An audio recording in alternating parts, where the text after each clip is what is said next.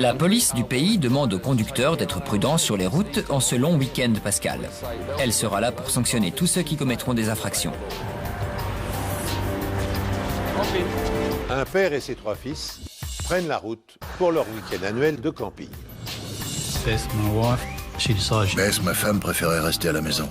J'ai préparé la caravane et j'ai fait toutes les vérifications. Le trafic a beaucoup augmenté cet après-midi. Le nombre de policiers et de radars présents sur les routes en ce week-end de Pâques a été renforcé pour notre sécurité à tous. Une fois prêt, on s'est mis en route et on a pris l'autoroute.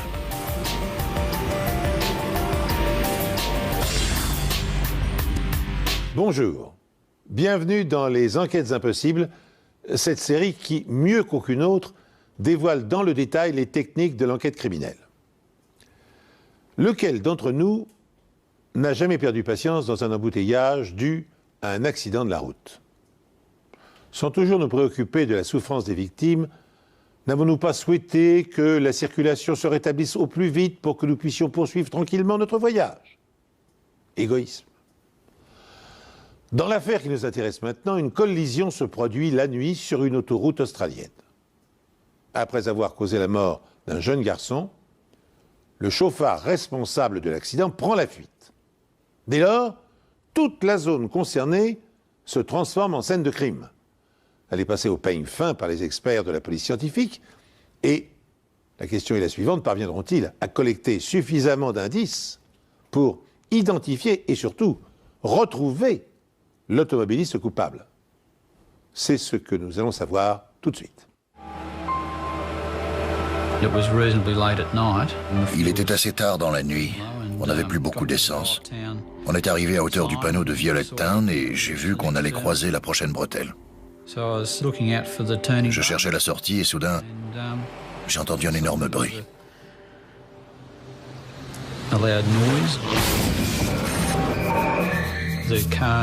La voiture a commencé à faire un virage brusque. J'ai quasiment perdu le contrôle du véhicule. Je ne savais pas ce qui s'était passé. Je ne savais pas si c'était une crevaison, ça pouvait être plein de choses. Tout ce à quoi je pensais, c'était de garder le contrôle, mais la voiture semblait agir de manière indépendante, quoi que je fasse, et elle a commencé à partir vers le bas-côté. Là-dessus, on s'est mis à faire des tonneaux qui m'ont semblé durer une éternité.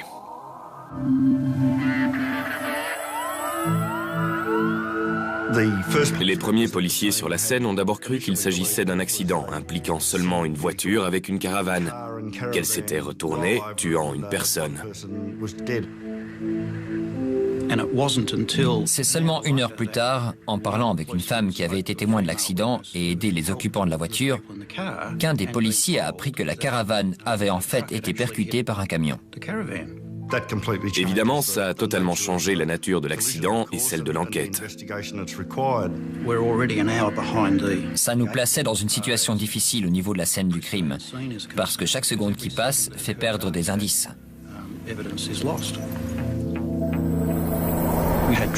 Les voitures continuaient de rouler sur la voie de droite en direction du nord, directement à côté de ce qui allait être notre scène de crime. J'ai donc donné l'ordre d'interdire complètement l'accès à la scène de crime, de ne rien toucher et de prendre les coordonnées de toutes les personnes présentes lors de la collision, avant qu'elles ne partent. Il y avait 3 véhicules qui roulaient dans ce secteur au moment de la collision. L'un d'entre eux était à peu près 100 mètres derrière quand l'accident s'est produit. Tout ce que ces 3 véhicules ont pu nous dire, c'est qu'ils avaient vu le camion faire une embardée vers la droite, vers le bas-côté, dans un grand nuage de poussière. Et c'est la dernière chose qu'ils ont vue. Et évidemment, ils se sont trouvés directement sur les lieux de l'accident. Ce n'est qu'après être sorti de la voiture pour demander ce qui s'était passé à quelqu'un qui s'était arrêté pour nous aider que j'ai appris pour le camion. Ils m'ont dit que j'avais été heurté par un camion. Ensuite, la police et une ambulance sont arrivés. Je ne sais plus dans quel ordre. Je pensais plus aux enfants, en fait.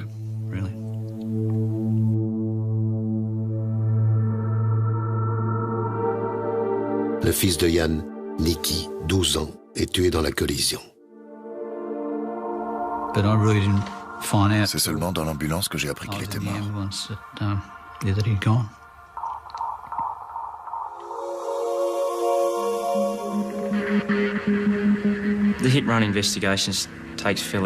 Une enquête sur un délit de fuite a toujours un caractère prioritaire. On la traite comme la police criminelle traite une affaire de meurtre en s'efforçant d'établir l'identité de l'agresseur. Car bien sûr, il n'est plus sur la scène du crime. Nous faisons la même chose dans une enquête sur un délit de fuite. La seule différence, c'est que l'arme qui a causé la mort est un véhicule motorisé. Notre travail, c'est d'essayer de retrouver ce véhicule. Dans les délits de fuite, il y a deux scénarios. Soit le chauffard abandonne le véhicule à proximité et part à pied, soit il conduit le véhicule dans un endroit qui, selon lui, fera une bonne cachette. C'est important pour nous de trouver ce véhicule le plus tôt possible. À chaque minute qui passe, cette personne s'éloigne de plus en plus de nous. Sachant qu'il s'est déjà écoulé 1 heure, en supposant qu'elle roulait à une vitesse de 100 km/h, elle était déjà à 100 km. J'ai donc fait placer un barrage routier sur l'autoroute Hume au niveau de Wodonga et j'ai demandé à la police là-bas d'arrêter tous les camions et de rechercher la présence éventuelle de traces de choc. Après avoir interrompu la circulation sur la section d'autoroute concernée par le carambolage, la brigade chargée de l'enquête commence à analyser méthodiquement les indices pour comprendre les causes de l'accident. Le chauffeur routier coupable d'avoir provoqué l'accident et d'avoir pris la fuite est quant à lui activement recherché par les forces de l'ordre. On avait la caravane et le véhicule 4 roues, mais la manière dont s'étaient déroulées les choses n'était pas évidente à première vue. À l'évidence, l'accident avait été très violent. Un morceau de la caravane avait été arraché. La voiture était renversée.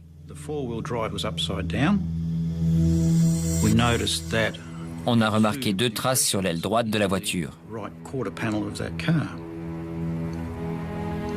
On pouvait penser qu'elles avaient été faites par le pare-buffle d'un camion d'une taille assez importante.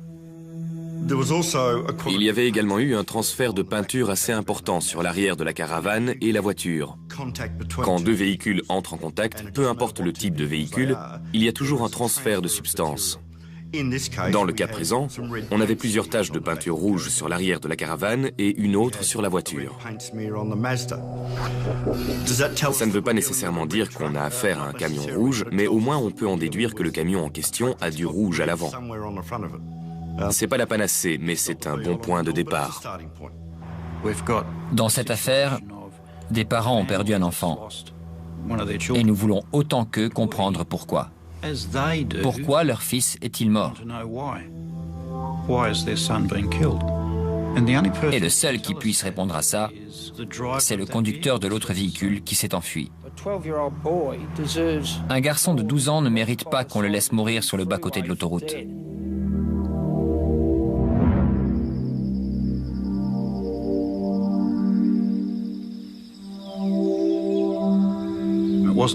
Ce n'est qu'à la lumière du jour qu'on a mesuré l'ampleur de la scène de crime. Elle s'étendait sur 400 mètres et comprenait le bas-côté et les 2 voies en direction du nord. Cette route est une scène de crime.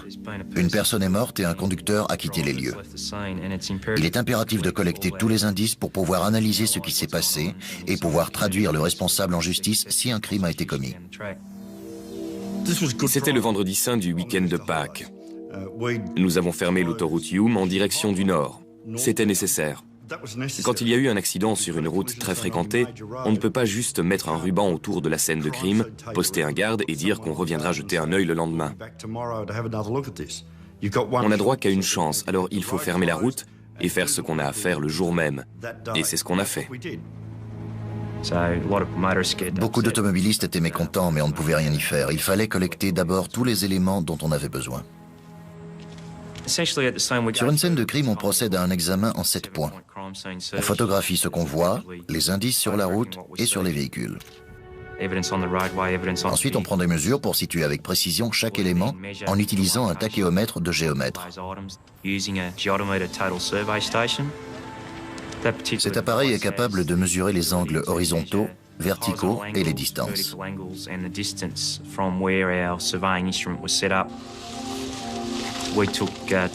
On a mesuré le frottement des pneus pour déterminer si les traces de frottement sur le revêtement étaient normales. La qualité de la route était bonne, la météo était bonne, aucun brouillard, la nuit était claire et sèche. On ne pouvait donc pas mettre l'accident sur le compte des facteurs environnementaux. Les traces de dérapage du véhicule sur la route avant l'impact indiquaient que ses freins fonctionnaient. Il fallait donc chercher du côté des facteurs humains. Et si la route était sèche, la visibilité et les conditions météo bonnes, la cause de l'accident est vraisemblablement d'origine humaine. Le chauffeur du camion a-t-il commis une imprudence ou a-t-il été victime d'une défaillance? Les traces de freinage sont révélatrices. Après s'être livré à de savants calculs, l'expert Peter Bellion parvient à reconstituer le fil des événements avant, pendant et après la collision. Il parvient aussi à déterminer la vitesse à laquelle roulait chacun des véhicules. En général, les pneus laissent 3 types de marques sur le lieu d'un carambolage. On avait effectivement les 3 sur la scène de l'accident de Violet Town. Le premier correspondait à des traces doubles de pneus d'un véhicule lourd. Ensuite, elles deviennent ce qu'on appelle des traces de dérapage, là où la remorque du poids lourd rebondit un peu.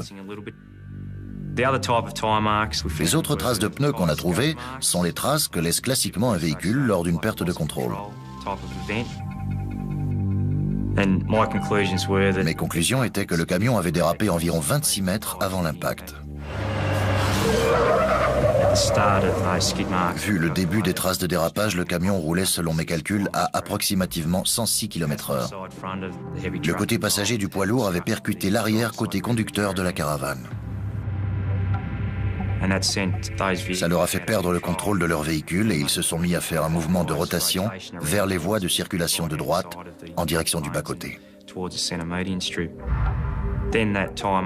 Ensuite, les traces de pneus nous indiquaient une collision secondaire entre l'avant du côté passager du poids lourd et le côté conducteur de la voiture.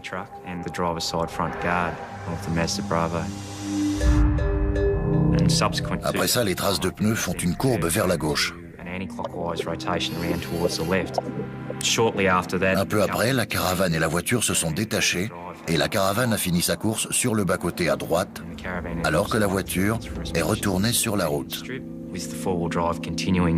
Les traces de pneus s'arrêtaient là, indiquant que la voiture avait quitté le sol et commencé à faire des tonneaux.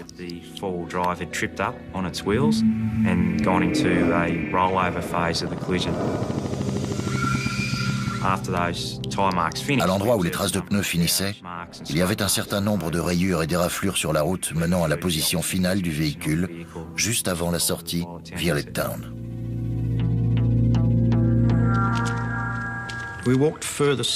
On a suivi l'autoroute à pied et on a trouvé le morceau de la caravane arraché.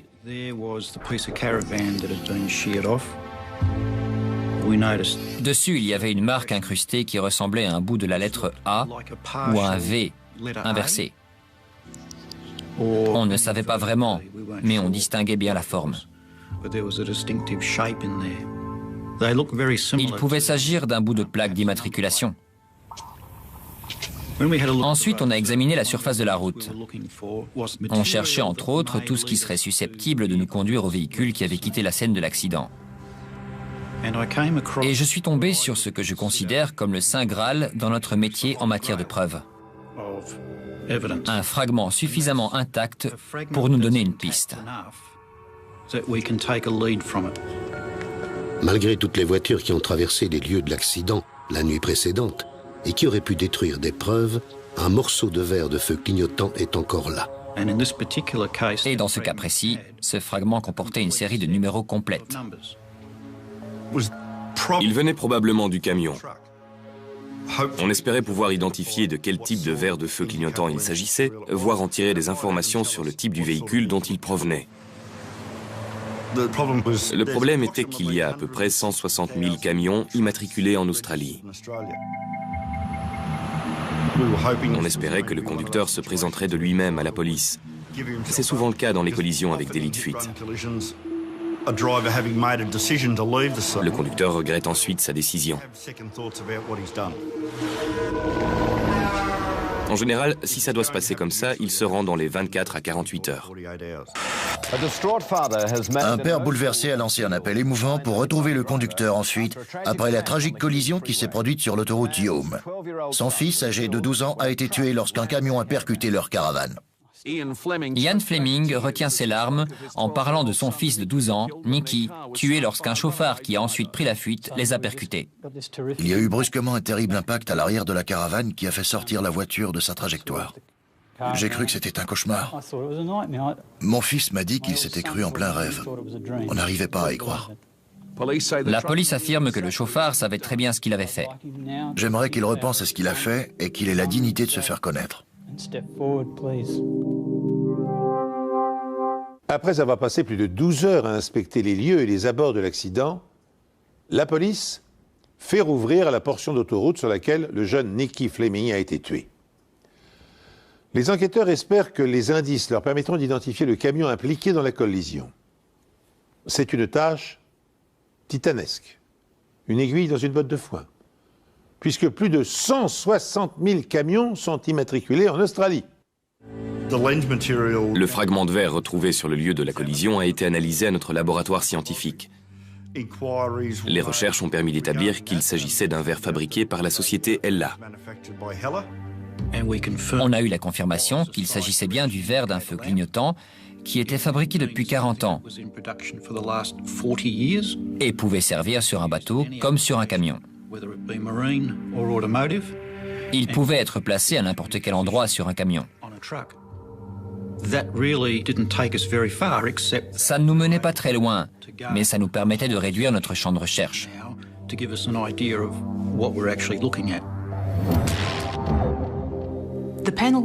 Le panneau arrière de la caravane avait été très endommagé, à la fois par l'impact et par le fait d'avoir été arraché et traîné sur la route. Il y avait donc beaucoup de marques de gravier et de route, mais aussi 2 lignes claires en forme de V inversée. Je ne savais pas vraiment ce qui avait pu laisser cette marque. Cette forme étrange, qui ressemblait à un A partiel, devait provenir de quelque chose qui se trouvait en bas sur le camion, probablement sur le pare-buffle. Il devait s'agir soit d'un indicateur de contenu dangereux en forme de diamant, soit de quelque chose qui avait été ajouté sur le pare-choc, peut-être à côté de la plaque d'immatriculation. On ne voyait pas clairement ce que c'était. Il nous manquait trop d'éléments pour nous faire une idée précise.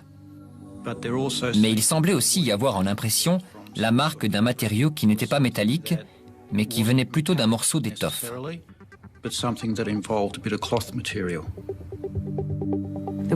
La caravane avait aussi été sérieusement endommagée par quelque chose qui s'était enfoncé dans le métal, puis en était ressorti, comme un grand boulon.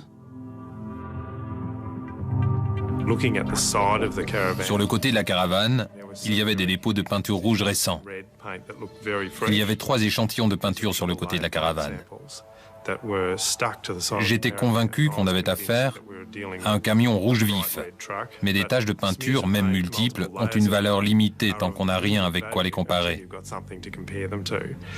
Donc ce jour-là, le sentiment général était que c'était bien d'avoir ces indices, mais qu'on n'était pas très avancé tant qu'on n'avait rien pour les comparer.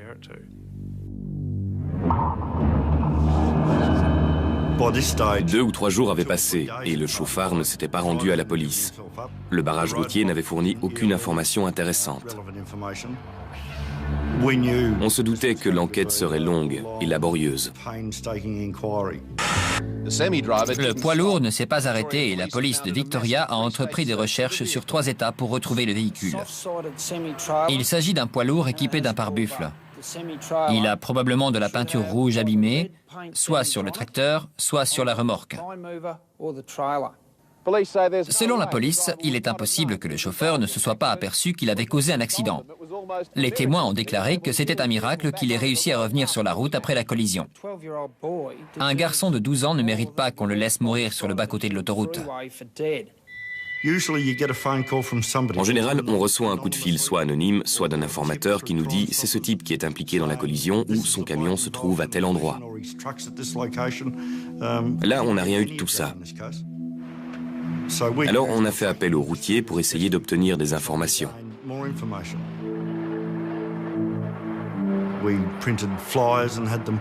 On a imprimé des prospectus et on les a distribués. La plupart ont dit que s'ils savaient quelque chose, ils ne couvriraient pas ce type. Parce que c'était très lâche de percuter une caravane et de provoquer la mort d'un garçon de 12 ans et de disparaître comme ça, sans venir expliquer ce qui s'est passé.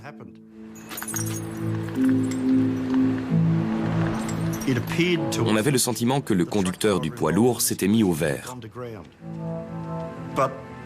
Dans ce genre d'enquête, ça peut signifier la fin de l'affaire. Il faut malgré tout continuer à avancer pas à pas en espérant que la journée vous apportera une nouvelle information ou le lendemain et que vous finirez par assembler les pièces du puzzle une à une. L'étape suivante consiste à tenter d'identifier le pare-buffle impliqué dans l'accident, en mesurant les marques sur la caravane et la voiture. Sachant qu'il s'agissait seulement d'une partie de pare-buffle, un quart ou un tiers de sa largeur totale, notre travail consistait à essayer de retrouver à partir de là le modèle ou le type de pare-buffle capable de faire ces marques. On nous a envoyé un autre agent de police en renfort, auquel on a assigné la tâche laborieuse d'ouvrir les pages jaunes et de contacter tous les fabricants de pare-buffle. Dans l'espoir de découvrir la firme qui fabrique le pare-buffle qui équipait l'avant du camion responsable de l'accident, l'agent de police écume pendant 2 semaines les annuaires téléphoniques de chaque État australien. Pendant ce temps, l'inspecteur Karsten Schulz continue de concentrer ses efforts sur l'étrange lettre A incrustée sur la tôle de la caravane, espérant bien découvrir son origine. Ce jour-là, j'ai quitté le bureau avec comme un sentiment de culpabilité, parce que je consacrais tellement de temps à cette affaire au détriment de ma famille. Alors j'ai dit à ma femme, on va faire un tour. Je vais t'expliquer où on en est dans l'enquête. On a vu des camions, je lui ai parlé du pare-buffle. Je regardais la route et en face, dans la direction opposée, j'ai vu arriver un poids lourd à ma hauteur. Et là, ça m'a sauté aux yeux. J'avais fait faire un agrandissement d'une photo de cet étrange A. Et cette image était gravée dans ma tête. Sur le devant du pare-buffle, il y avait des protections.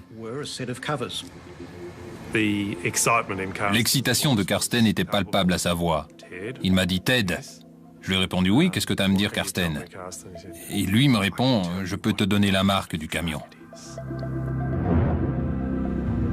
Karsten Schulz est convaincu d'avoir trouvé la marque du poids lourd impliqué dans l'accident qui a coûté la vie à Nicky Fleming.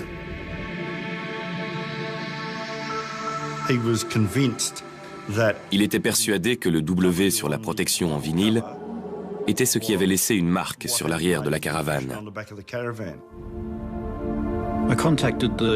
Je suis allé parler avec le chauffeur du poids lourd. J'ai jeté un œil à son camion pour voir si on pouvait l'éliminer de la liste, ce qui était le cas. Et il nous a prêté l'une de ses protections pour qu'on puisse la comparer avec les marques de l'arrière de la caravane. Les protections étaient de forme rectangulaire, en vinyle, avec un grand W dessus. Le bas du W correspondait au V inversé de la marque et la première barre oblique du W au trait à l'angle opposé qui était aussi incrusté dans la caravane. J'étais donc pratiquement sûre que c'était ce qui était à l'origine des marques, même si j'étais assez surprise que quelque chose d'aussi fin ait pu laisser ce genre de marque. L'impact avait dû être vraiment violent.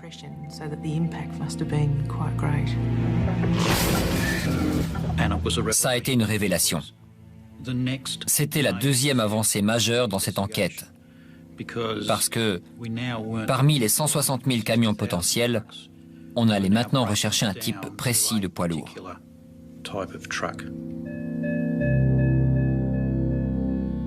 Les protections font partie du pare-buffle. Le pare-buffle que Karsten a vu est fabriqué par une société du Queensland. C'est peut-être la fin de leurs recherches dans les pages jaunes.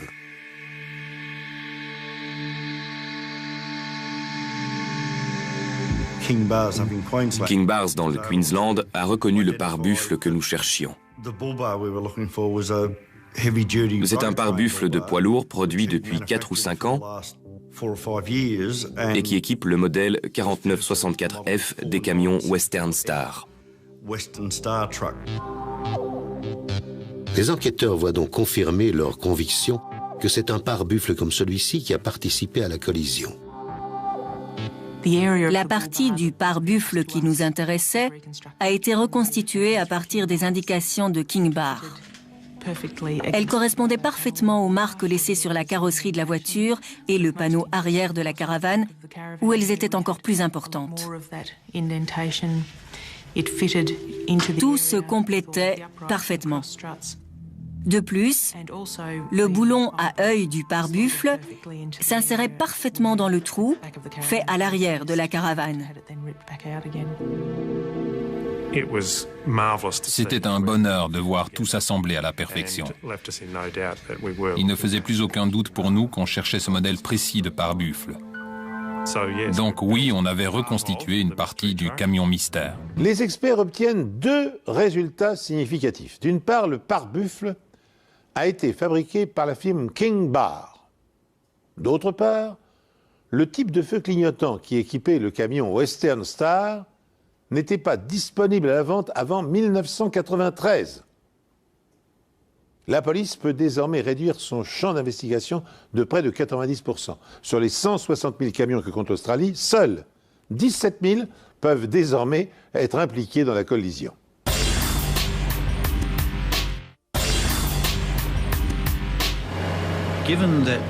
Il s'agissait d'un modèle 4964F. Sur les 17 000 camions Western Star de la liste, cela réduisait le nombre de véhicules suspects à 680. On a ensuite passé en revue les dossiers de King Bar, identifié tous les camions de la liste qui avaient été équipés d'un pare-buffle de poids lourd et éliminé tous ceux qui n'avaient pas de protection en vinyle. À la fin de la journée, la liste s'était réduite à 206. J'étais convaincu que parmi ces 206 véhicules se trouvait celui qu'on cherchait. Ce qui est bizarre avec les camions, c'est qu'ils sont partout et en même temps, on ne les remarque pas. Quand on cherchait seulement un camion, on n'avait rien de précis sur quoi s'appuyer. Une fois notre suspect identifié comme conduisant un modèle 4964F équipé d'un pare-buffle de poids lourd, on en a vu partout. À chaque fois qu'on s'arrêtait à un feu, on voyait un camion Western Star à côté de nous. Je suis devenu très attentif à ces poids lourds à partir du moment où on a établi ce lien. Je partais en vacances avec ma mère et mon beau-père quand, après un long trajet, on a dû s'arrêter à une station-service pour faire le plein. Là, en regardant devant moi, j'ai vu de loin un camion rouge. Et j'ai demandé à Don de s'occuper du plein. Je me suis approché et j'ai tout de suite inspecté le pare-buffle. Je me suis baissé pour observer la barre du dessous. Elle était fendue. J'ai regardé l'emblème et j'ai vu que la peinture rouge de l'étoile au milieu était un peu abîmée. Alors j'ai fait le tour du camion et j'ai vu le feu latéral et juste à côté, il y avait des marques qu'on avait tenté de dissimuler en mettant de la peinture rouge par-dessus.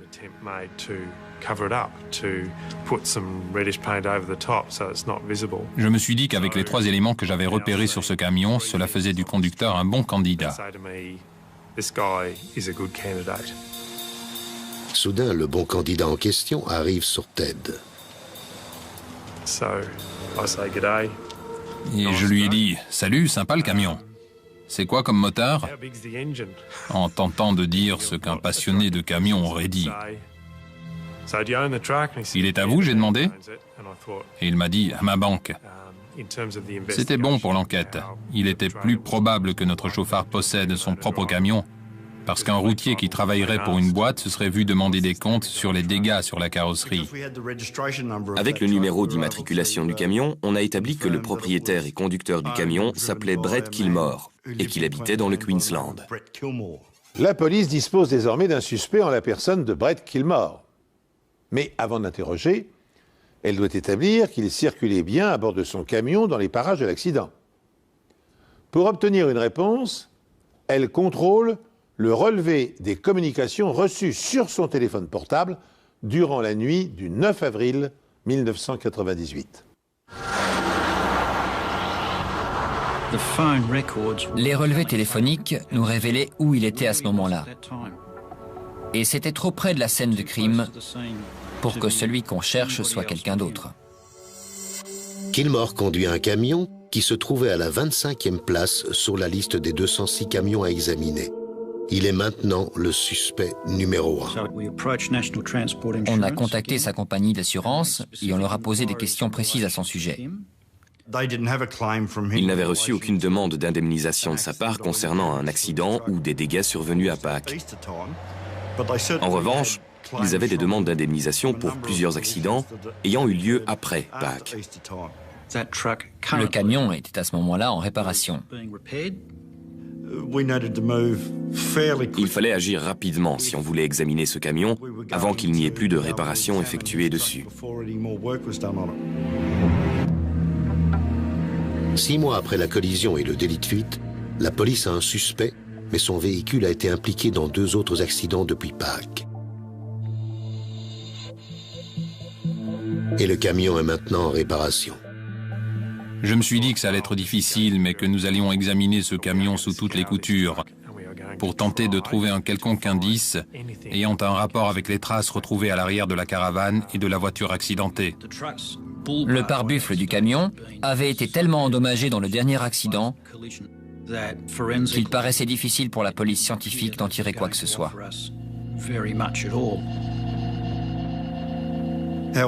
Cependant, le réservoir de carburant sur le côté passager du camion avait été tourné.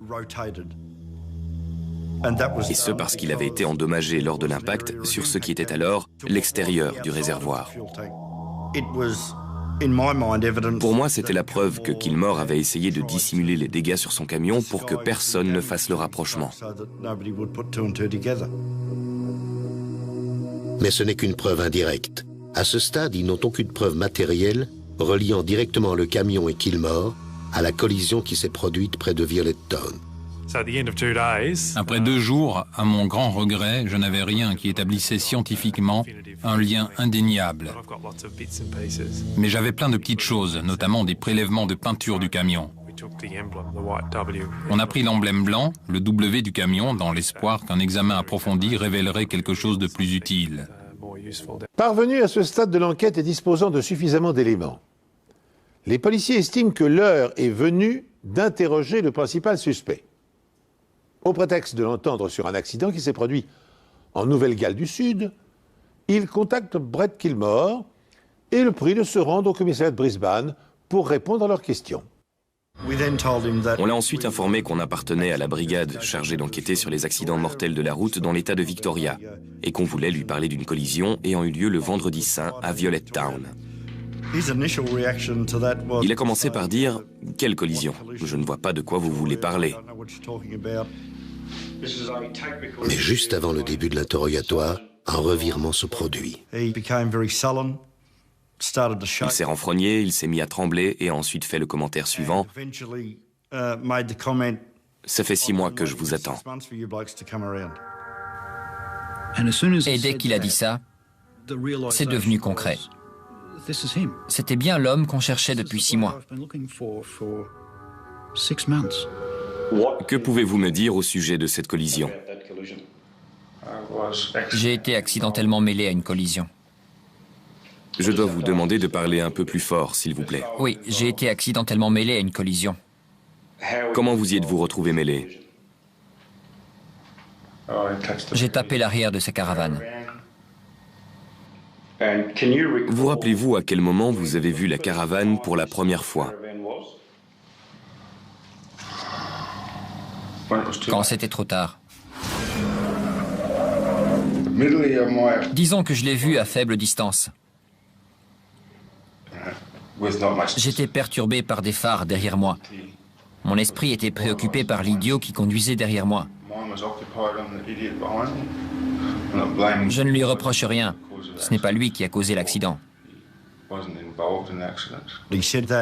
Il a dit avoir été distrait durant les 5 à 10 minutes précédant l'impact par des phares très éblouissants venant de la voiture derrière lui. J'avais parlé aux occupants de la voiture en question. Ils ne m'avaient rien dit de tel. Je ne suis pas un meurtrier. J'ai essayé de l'éviter. Je pensais que j'aurais le temps de freiner et de m'écarter, mais visiblement, ça n'a pas été le cas. Pendant combien de temps pensez-vous avoir regardé dans le rétroviseur? Pendant combien de temps avez-vous gardé les yeux sur le rétroviseur avant de regarder de nouveau la route devant vous et la caravane? À ce moment-là, je cherchais à allumer mes feux de détresse. Pour moi, Kilmore paraissait chercher une explication à la collision où il n'aurait pas l'air responsable. Pour que je comprenne bien,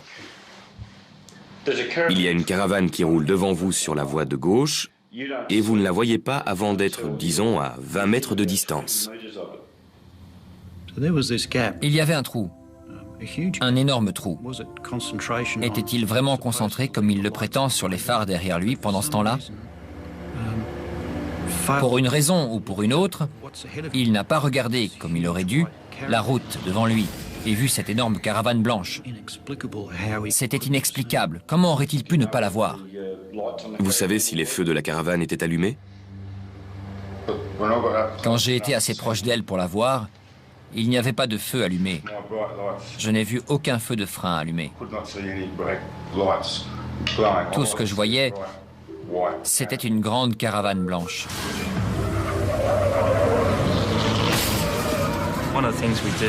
L'une des choses qu'on fait notamment dans un carambolage entre des véhicules qui roulent dans le même sens la nuit, c'est d'examiner les feux et les filaments des ampoules du véhicule qui a été embouti par l'arrière. Si les feux sont allumés quand l'impact se produit, les filaments en tungstène de l'ampoule deviennent très chauds et quand le véhicule est soumis à un impact, ce filament torsadé se déforme et devient tout distordu. Nous avons examiné ces filaments et ils indiquaient que les feux arrière de la caravane étaient allumés, donc il aurait dû les voir. Êtes-vous revenu en arrière ne serait-ce que pour comprendre ce qui s'était passé et voir si quelqu'un avait besoin d'aide ou était blessé? Je croyais qu'il n'y avait plus personne sur place. Non, je ne pensais pas que quelqu'un était blessé. Et vous avez pris la décision de ne pas y retourner pour vérifier? Oui. Pourquoi? Je ne sais pas quoi dire. Probablement parce que je ne voulais pas voir ce qui était peut-être arrivé. Étiez-vous conscient que si quelqu'un était blessé ou mort dans la collision, vous risquiez de gros ennuis? Oui. Ça vous a traversé l'esprit? Oui. Kilmore admet être impliqué dans la collision, mais il tente bien sûr de minimiser sa responsabilité en prétendant avoir été ébloui par les phares d'une voiture roulant derrière lui. Les enquêteurs ne se satisfont pas de cette explication. Ils poursuivent leur interrogatoire tandis que leurs collègues experts scientifiques continuent d'accumuler les preuves matérielles de sa culpabilité. Sous la pression ou face aux évidences, Kilmore va-t-il être obligé de reconsidérer les faits? Il semblait chercher quelque chose à quoi se raccrocher et qui pourrait expliquer ce qui s'était passé. Après près de 4 heures d'interrogatoire, la vérité émerge enfin. Prenez-vous des drogues ou des médicaments prescrits ou non? J'ai pu prendre des pilules de caféine. Elles sont donc censées vous aider à rester éveillé plus longtemps. Oui, c'est ça. Pourquoi vous prenez ça? Parce que quand vous êtes somnolent, que vous avez du retard et que vous n'avez pas assez dormi, vous prenez ce que vous avez sous la main. Diriez-vous qu'il est difficile pour vous de conduire et de gagner votre vie sans dépasser le temps de conduite maximal autorisé? Oui, c'est quasiment impossible de gagner sa vie sans faire d'heures sup. J'ai déjà été viré parce que j'étais en retard. Je peux pas me le permettre. Par conséquent, ça pourrait être la raison de cet accident. Parce qu'à cause de votre état physique et mental, vous n'étiez plus capable de voir et d'interpréter ce qui se passait sur la route devant vous avant qu'il ne soit trop tard. Ça pourrait être la cause à 90%, je dirais.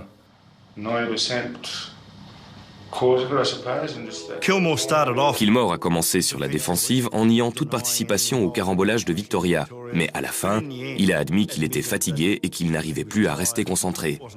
Il n'avait pas vu la caravane avant d'arriver à 15-20 mètres d'elle.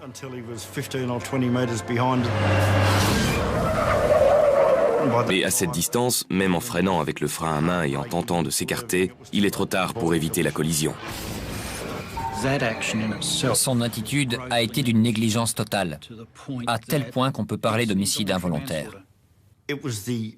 Ce sont ses propres aveux qui nous ont incités à penser qu'on avait suffisamment d'éléments pour l'inculper de conduite dangereuse ayant entraîné la mort. Mais notre travail n'était pas fini. Il nous fallait encore des preuves matérielles. Un témoignage se révèle souvent peu fiable ou n'a pas grand poids au procès, alors qu'une preuve ne varie pas.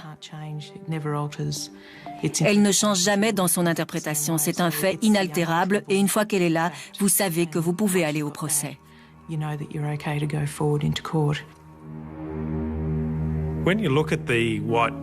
Quand vous regardez l'emblème blanc, le W depuis une certaine distance, il paraît être couvert de mouches.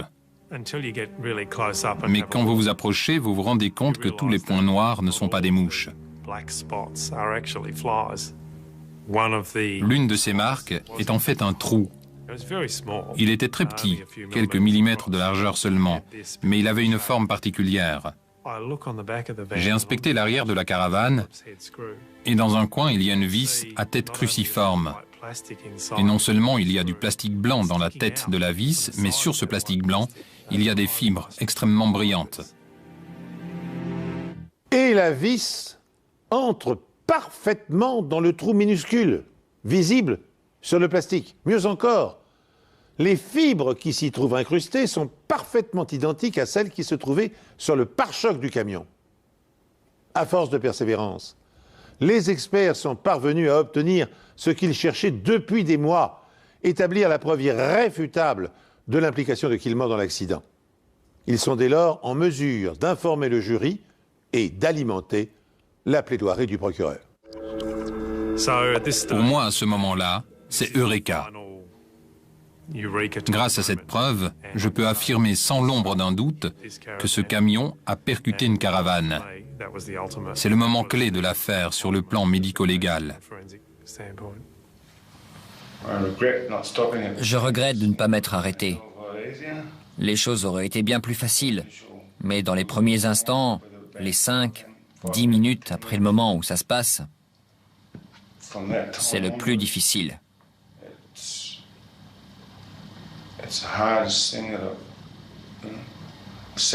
La deuxième chose la plus difficile que j'ai faite dans ma vie, c'est d'appeler ma société de crédit pour dire que je ne pouvais pas honorer le paiement.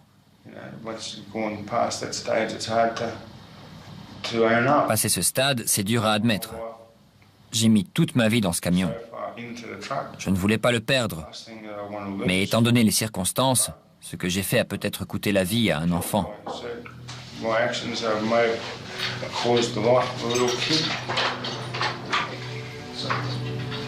Je pourrais blâmer ou montrer du doigt quelqu'un d'autre. Mais j'ai déconné et il faut que j'assume. Et que j'en accepte les conséquences. Le responsable d'un accident qui avait percuté une voiture sur l'autoroute Hume, entraînant la mort d'un garçon de 12 ans, a été reconnu coupable de conduite dangereuse. 6 mois après la tragédie, Brett Gilmore avait été retrouvé par un technicien de la police scientifique en vacances grâce à son véhicule endommagé. Il a fallu 6 mois de recherche intensive dans toute l'Australie pour trouver cet homme. La décision du jury a mis fin à 2 ans d'investigation. Une enquête qui a profondément affecté les enquêteurs de la police. J'ai moi-même des enfants et je sais que perdre un enfant est l'une des plus grandes tragédies qui peut vous arriver dans la vie.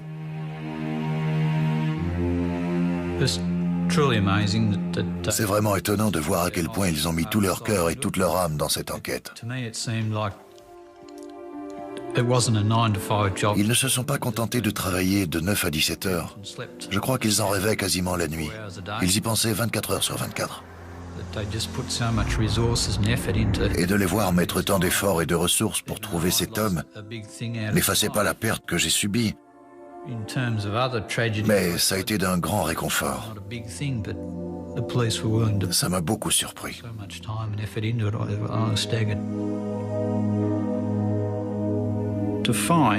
Trouver la bonne personne parmi les 160 000 qu'on avait au début, parvenir à ce résultat et pouvoir amener quelqu'un devant la justice, c'est très satisfaisant professionnellement parlant.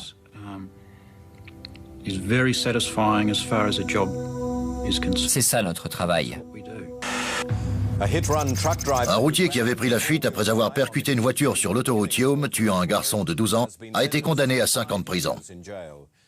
Aucune sentence ne fera revenir le jeune fils de Bess Fleming, Nicky. Tous les jours, je dois vivre avec l'absence de mon fils, supporter cette perte. La Cour a écouté le routier de 33 ans expliquer les pressions financières exercées par les employeurs et les délais imposés. Pour la police, c'est un verdict triste pour le secteur du transport routier. Les sociétés de transport routier imposent des objectifs déraisonnables à leurs chauffeurs. Le juge Francis Dye a déclaré que rien ne pouvait excuser la conduite criminelle de Gilmore et qu'aucune peine ne pourrait alléger la douleur des Fleming. J'espère que tous les jours qu'il passera en prison, il prendra la résolution de conduire prudemment à sa sortie. Si on faisait plus savoir aux gens qu'ils finissent toujours par attraper ces chauffeurs, je pense qu'il n'y aurait plus de délit de fuite. Parce qu'ils enquêtent tellement minutieusement. La police n'arrêtera pas de vous chercher. Que ce soit dans 6 mois, dans 1 an, dans 2 ans, elle finira par frapper à votre porte. Alors il vaut mieux vous arrêter et agir comme quelqu'un de bien, plutôt que de prendre la fuite en pensant que vous vous en sortirez sans avoir à endosser la responsabilité. Parce qu'ils finiront toujours par vous avoir. Stressé par les pressions financières, épuisé par l'accumulation des heures supplémentaires, Brett Gilmore, le chauffeur routier, a commis l'irréparable. Il a tué Ian Fleming, un garçon âgé de 12 ans. Quels que soient aujourd'hui ses regrets, ses remords, ce fardeau hantera sa conscience jusqu'à la fin de sa vie. Il faut savoir que chaque année, plus d'1 million de personnes périssent sur les routes du monde. Avec 35 000 victimes, la Russie détient le triste record de mortalité. En France, même si les statistiques ont tendance à s'améliorer, 1000 accidents mortels impliquant des camions sont encore à déplorer chaque année. 85% d'entre eux étant dus à des erreurs humaines. Car si les chauffeurs routiers sont nettement moins alcoolisés que la moyenne des usagers de la route, les contraintes qu'ils subissent les poussent fréquemment à commettre des excès de vitesse.